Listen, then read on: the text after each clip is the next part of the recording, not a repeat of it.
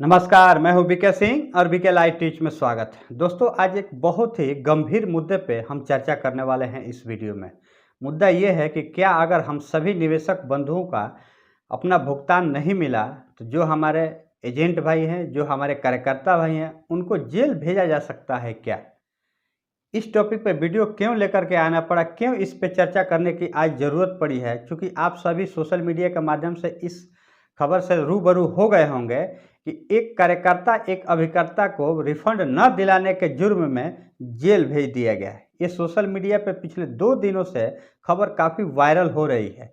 मैंने भी आज और कल इस खबर को सोशल मीडिया पे देखा था, लेकिन मुझे किसी भी प्रकार से पुख्ता जानकारी इस बात की नहीं मिला है कि आखिर ये कौन से अभिकर्ता हैं, कहाँ से हैं, इसकी पुख्ता सबूत मुझे नहीं मिला है। लेकिन चूंकि ये सोशल मीडिया पर खबर काफ़ी वायरल हो रहा है, इसीलिए इस टॉपिक पे मुझे वीडियो लेकर के आना पड़ा और इसके जितने भी गंभीर परिणाम है, क्या कुछ आगे संभावनाएं हो सकती है, क्या कुछ हम सभी को करना चाहिए, चाहे हमारे वो कार्यकर्ता बंधु है, चाहे हमारे वो जमाकर्ता बंधु है, सब कुछ इस वीडियो में हम चर्चा करने वाले हैं। काफ़ी इम्पोर्टेंट वीडियो है, तो ये काफ़ी गंभीर मुद्दा है, काफ़ी चिंतनीय विषय है। इसी टॉपिक पे हम चर्चा करने वाले हैं कि क्या कुछ हम सभी निवेशक बंधु और जो हमारे सभी कार्यकर्ता बंधु हैं, उन सभी के बीच में क्या कुछ पारस्परिक संबंध बनाए रखने की ज़रूरत है, क्या कुछ आगे इसके दुष्परिणाम हो सकते हैं। इस सब बिंदुओं पे हम आज चर्चा करने वाले हैं। लेकिन आगे बढ़ने से पहले आपसे रिक्वेस्ट है, सब्सक्राइब नहीं करना है चैनल को। हर वीडियो में आपसे रिक्वेस्ट करता हूं कि आपको सब्सक्राइब करना है मेरे चैनल को, लेकिन इस वीडियो में सब्सक्राइब के लिए बिल्कुल भी रिक्वेस्ट नहीं है। हाथ जोड़ के आपसे विनम्र निवेदन है, कृपया करके इस वीडियो को शेयर जरूर कीजिए, सब्सक्राइब मत कीजिए। निश्चित रूप से सब्सक्राइब न करके इस वीडियो को शेयर जरूर कीजिए, ताकि इस प्रकार से जो कुछ हमारे वीडियो के माध्यम से संदेश आप सभी जमाकर्ता और कार्यकर्ता बंधु के बीच में जाना चाहिए, रियली वो ज़्यादातर लोगों के पास जाना चाहिए। ये सबसे ज़रूरी है, क्योंकि सोशल मीडिया पे जिस तरीके से ये खबर वायरल हुई है, इसका काफ़ी दुष्परिणाम निकल सकते हैं। तो इसीलिए इस वीडियो को शेयर करना बहुत ज़रूरी है। तो चलिए वीडियो में आगे बढ़ते हैं। जो खबरें इस वक्त सोशल मीडिया पे आई है कि हाँ, रिफ़ंड न देने के वजह से, रिफ़ंड न मिलने की वजह से जो अभिकर्ता हैं, जो कार्यकर्ता हैं, उनको जेल भेज दिया गया है। मैंने पहले भी बताया कि इस खबर की मेरे चैनल के द्वारा पुष्टि नहीं की जा सकती हैं, लेकिन सोशल मीडिया पर अगर ये खबरें चल रही है तो इस वक्त ज़माना सोशल मीडिया की है। कोई भी बुरी खबर, ध्यान दीजिएगा, अगर कोई बुरी खबर होती है तो बहुत जल्दी सोशल मीडिया पे वायरल हो जाती है। इस प्रकार की खबरें बहुत जल्दी वायरल होती है। तो इस वक्त जो ये खबर वायरल हो रही है, इसके दुष्परिणाम आ सकते हैं इस वक्त हमारे समाज में, क्योंकि सहारा इंडिया ग्रुप के निवेशक कोई इक्का दुक्का नहीं है। आपको हर गांव, हर गली, हर मोहल्ले, यहाँ तक कहें कि अगर हर 2-4 घर के बीच में भी एक आध जमाकर्ता या कार्यकर्ता बंधु मिल सकते हैं। इतनी सारी जनसंख्या जो हमारे कार्यकर्ता और निवेशक बंधु की है, इन सब के बीच में एक बहुत ही पारस्परिक संबंध बनाए रखना बेहद ज़रूरी है, क्योंकि ये बहुत नाजुक दौर है।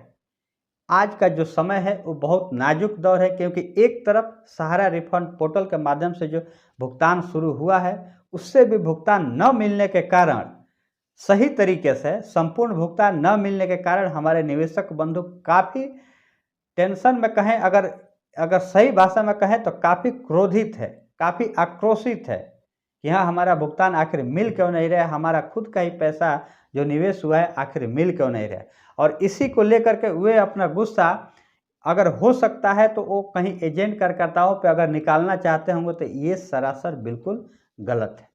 ऐसा होना नहीं चाहिए।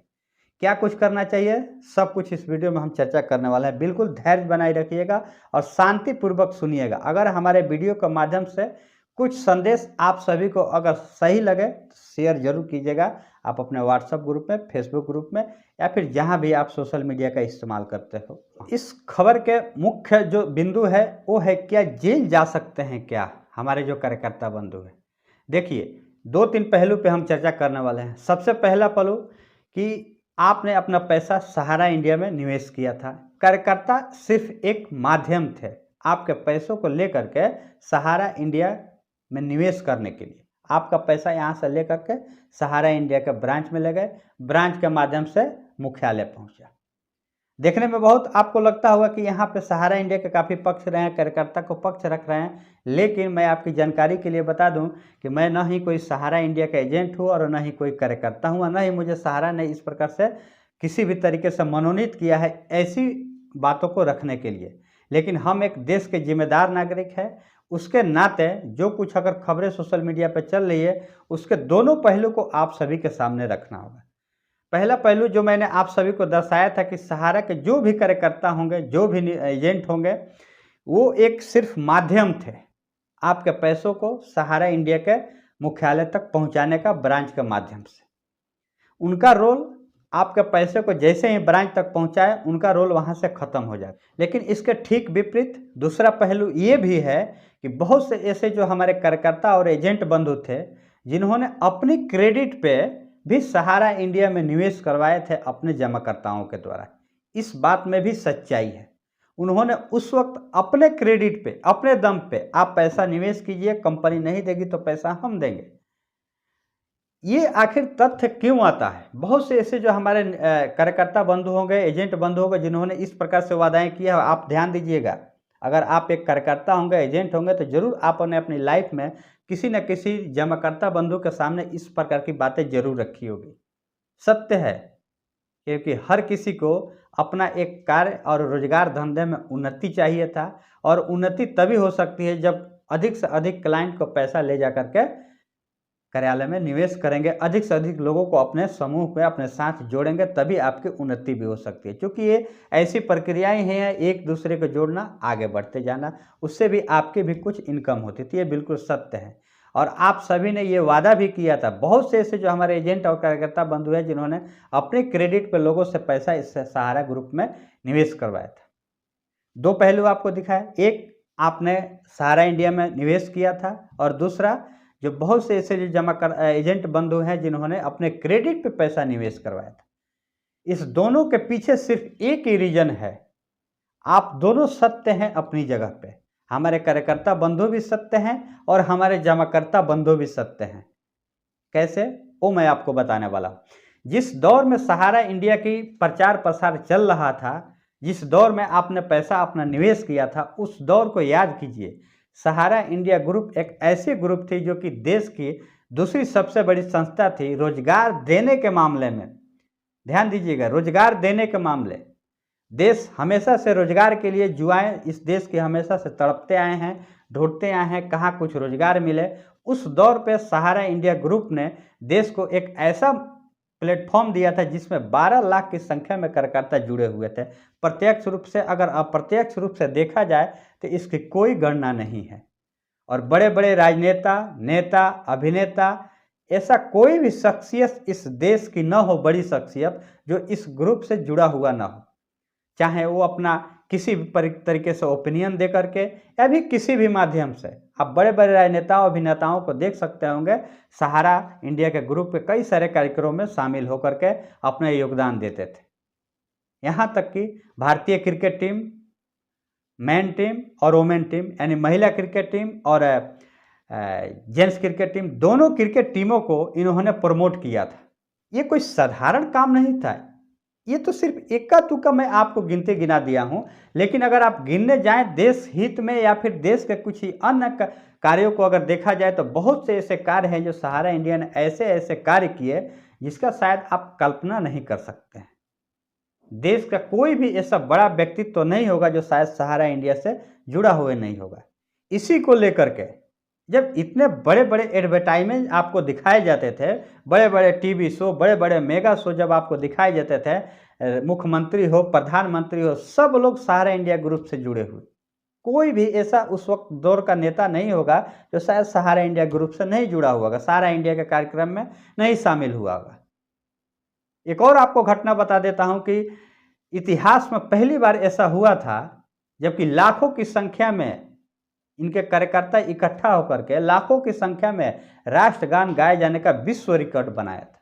ऐसे कई सारे कार्य हैं जो अगर हम गिनाते जाएं तो गिनती काफ़ी लंबा हो जाएगा, वीडियो काफ़ी लंबा हो जाएगा। इसके लिए सिर्फ एक ही तथ्य आपके सामने है कि वो एक सुनहरा दौर था शायद कोई भी ऐसे जो हमारे कार्यकर्ता बंधु हैं उनको इस प्रकार का कभी भी ऐसा अंदर फील नहीं अनुभव होता होगा कि ये सहारा इंडिया ग्रुप पर एक दिन ताला लग जाएगा, एक दिन इनके सारे कार्यक्रम ठप हो जाएंगे, सारे सोसाइटियों पर प्रतिबंध लग जाएगा।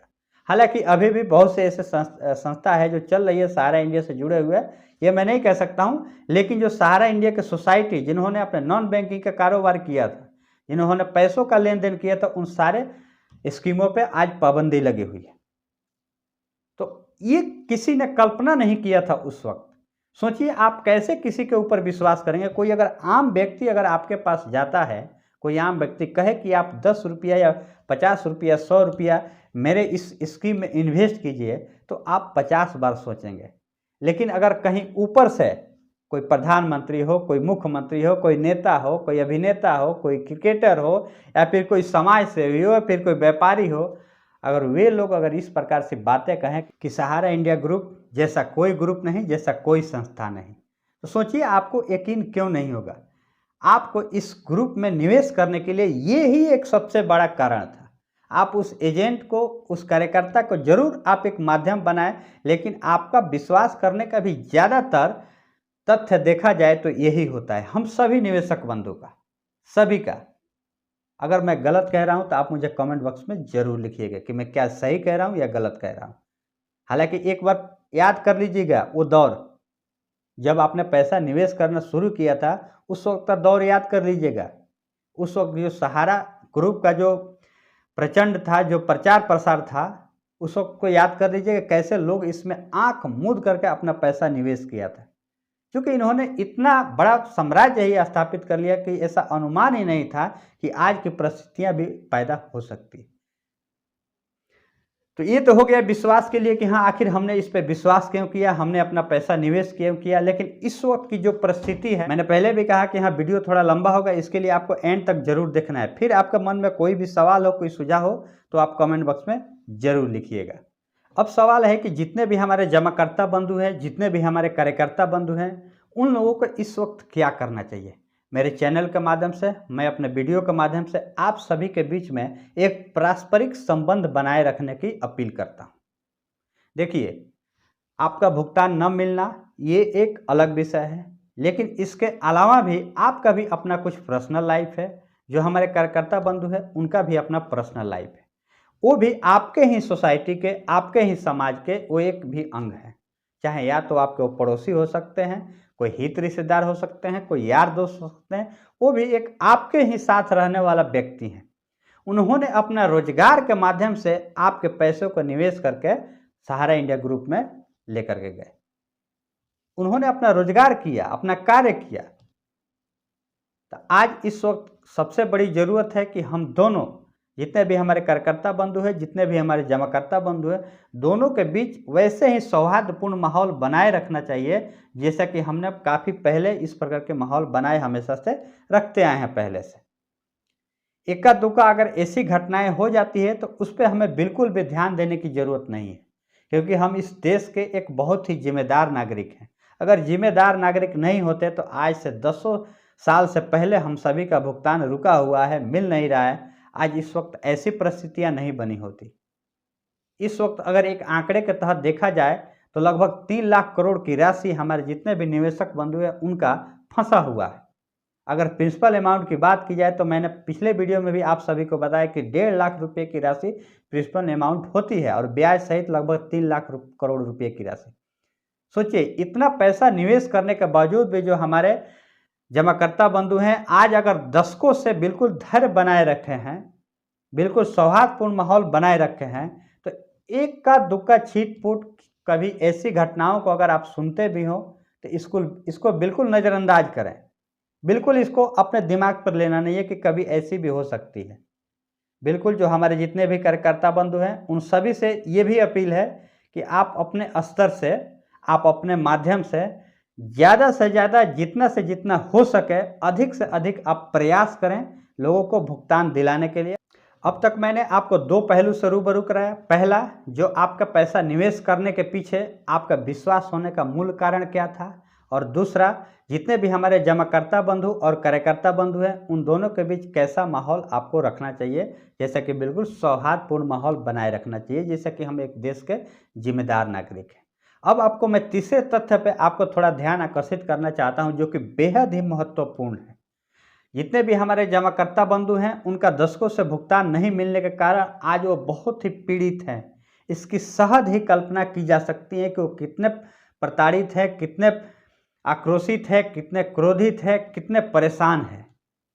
लेकिन दूसरा पक्ष ये भी है कि जितने भी हमारे कार्यकर्ता या फिर एजेंट बंधु हैं उनका भी खुद का भी पैसा सहारा इंडिया में निवेश है। मेरी जानकारी के मुताबिक मैं अगर एक आंकड़े के तहत आपको बताऊं तो लगभग 99% जो एजेंट हैं, जो कार्यकर्ता हैं, उनका भी खुद का अपना राशि सहारा इंडिया ग्रुप में निवेश है और उनका खुद का अपना भुगतान आज तक मिला नहीं है। वो एक एजेंट के तौर भी खुद काम कर रहे हैं और खुद एक जमाकर्ता के तौर पे भी इस वक्त मौजूद है। दोनों परिस्थितियां उनके साथ हैं, खुद एक एजेंट भी है और एक खुद जमाकर्ता भी है। तो सोचिए, उनका खुद की जीवन की गाड़ी कमाई भी इस वक्त निवेशित है और जो इतने दिनों से जो उनका एक रोजगार मिला हुआ था वो भी रोजगार इस कंपनी पे पाबंदियां लगने की वजह से उनका रोजगार भी छीन गया। सोचिए आज वो किस पीड़ा में होंगे। बेशक आपका भुगतान नहीं मिल पा रहा है, ये बहुत बड़ी समस्या है, इससे बिल्कुल भी नकारा नहीं जा सकता है। लेकिन हर किसी की समस्या, अगर किसी दूसरे की समस्या को अगर आप देखेंगे तो आपकी समस्या शायद छोटी हो जाएगी। बहुत लोग कहते हैं कि हाँ मैं तो बहुत परेशान हूँ, मुझे ये तकलीफ है, मुझे वो तकलीफ है। लेकिन अगर आप बाहर निकल करके देखेंगे, दूसरे की परेशानियों को करीब से महसूस करने की कोशिश करेंगे तो आपकी अपनी परेशानियां शायद उन परेशानियों से कम नजर आएगी। महसूस कीजिए जरा, जो एजेंट, जो कार्यकर्ता, जो कि मैंने पिछले समय में भी कहा था कि हाँ 99% कार्यकर्ताओं का पैसा भी खुद सहारा इंडिया ग्रुप में निवेश है और उनका खुद का अपना पैसा नहीं मिला और खुद का रोजगार भी चला गया। और जितने भी समाज के जो निवेशक थे, जो जमाकर्ता बंधु है, उनके सामने एक कैसी हीन भावना से समाज में रहना पड़ रहा है, ये सहज ही आप कल्पना कर सकते हैं। ये मैं क्यों एहसास कर रहा हूँ और मैं आप सभी को ये क्यों बताना चाहता हूँ कि मैं खुद एक एजेंट रहा हूँ, सहारा इंडिया के नहीं, PACL का। मेरे पास भी खुद PACL का 4 बॉन्ड है, मेरा खुद का अपना भुगतान नहीं मिला है। दशकों से PACL का भुगतान शुरू है लेकिन मैं खुद अपना भुगतान नहीं ले पाया हूँ, ये ध्यान दीजिए। और मैंने भी 2 लोगों का पैसा PACL में निवेश करवाया था। दुर्भाग्यवश उस वक्त कंपनी बंद हो गई और जो पैसा उन्होंने निवेश किया था उनका खुद का पैसा भी आज डूबा हुआ है। मैं जब भी उस जमाकर्ता बंधु के पास जाता हूं तो मुझे थोड़ी सी असहजता महसूस होती है कि उनका भी मैंने कुछ अमाउंट की राशि PACL में निवेश करवाया, मेरे माध्यम से, मेरे विश्वास पर उन्होंने निवेश किया और उनका पैसा डूब गया। मेरा तो खुद डूबा हुआ ही है। सोचिए, अगर वे जमाकर्ता बंधु मुझे इस प्रकार से अगर टॉर्चर करे तो मैं कहाँ का रहने वाला हूँ। मेरा तो खुद का पैसा इसमें निवेश है, मेरा खुद भी भुगतान नहीं मिला।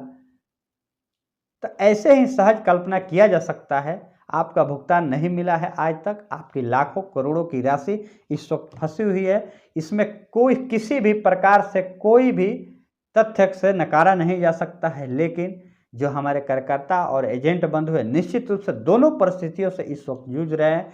समाज में अगर जब वो निकलते हैं तो निश्चित रूप से उनके सामने सैकड़ों की संख्या में जमाकर्ता बंधु उनके आंखों के सामने बिल्कुल नजर आ रहे हैं कि इनका पैसा मैंने निवेश कराया और आज तक भुगतान उनका मिला नहीं। लोग इस परिस्थितियों से जूझ रहे हैं। बहुत से ऐसे जो हमारे कार्यकर्ता बंधु हैं जो अपना गांव छोड़ने तक भी मजबूर हो गए हैं ऐसी परिस्थितियों का सामना करने की वजह से, क्योंकि उन्हें लाखों लाखों रुपयों का निवेश करवा दिया सहारा इंडिया ग्रुप में और आज की परिस्थितियों को देख करके उनको गांव छोड़कर खुद बाहर रहने पर मजबूर होना पड़ रहा है। कहीं भी रोजी रोटी की तलाश में बाहर जाकर के आज सालों साल से पड़े हुए हैं, गांव नहीं आ रहे हैं, क्योंकि हमारे जितने भी निवेशक हैं, जितने भी जमाकर्ता हैं, हम पे भुगतान देने का दबाव बनाने लगेंगे। इस प्रकार से लेकर भी लोग मजबूर होकर बाहर आ रहे हैं। तो सोचिए किस परेशानी में है इस वक्त। तो इन सारी परिस्थितियों को मद्देनजर रखते हुए आप सभी से बिल्कुल विनम्र निवेदन है कि किसी भी प्रकार का कोई भी गलत कदम नहीं उठाना है। कोई भी सोशल मीडिया के खबरों पे आपको बिल्कुल ध्यान देने की ज़रूरत नहीं है। हमारे जितने भी कार्यकर्ता बंधु हैं, जितने भी हमारे जमाकर्ता बंधु हैं, आपस में एक दूसरे के साथ बिल्कुल सौहार्दपूर्ण माहौल बनाए रखना है। ये परिस्थितियां बहुत नाजुक दौर है। इस वक्त जो परिस्थितियां कह रही है सहारा रिफंड पोर्टल की, उस परिस्थितियों से सामना करने की ज़रूरत है हम सभी निवेशक और सभी कार्यकर्ता बंधु को एक साथ मिलकर। मिलेंगे नेक्स्ट वीडियो में, तब तक के लिए जय हिंद।